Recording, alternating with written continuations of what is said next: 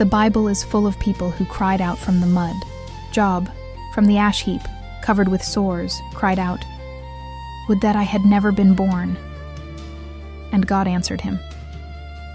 The prodigal son, covered with hunger and shame, rehearsed a speech, but all he could say was, "Father, I have sinned." And he was embraced before finishing. Peter, sinking in the sea, could only cry out, "Lord, save me." And Jesus took him by the hand. God doesn't need speeches. He only needs your cry.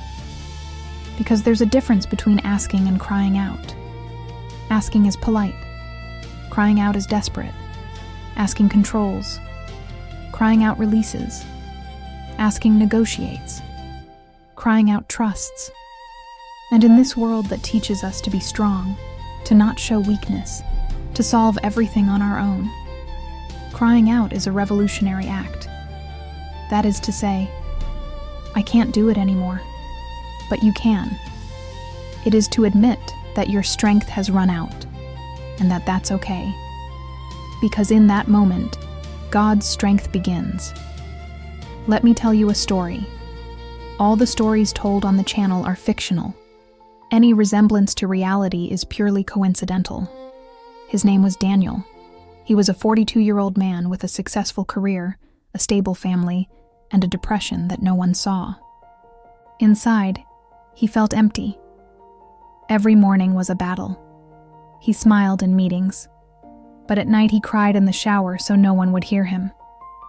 One day, while driving, he felt like he was drowning. He stopped the car at a gas station, locked himself in the bathroom, and for the first time in years, he screamed. No words, just a guttural, heart-rending cry, like that of a wounded animal. And in the midst of that cry, something changed. Not because the problem disappeared, but because he was no longer alone. That night, he sought help. He spoke to a therapist. He reopened his Bible, and he began to understand that God didn't reject him for his pain. He found it in him. Today, Daniel helps other men who suffer in silence, because he learned that crying out is not a sign of weakness. It is the first step to liberation. And you who are reading this now, have you cried out?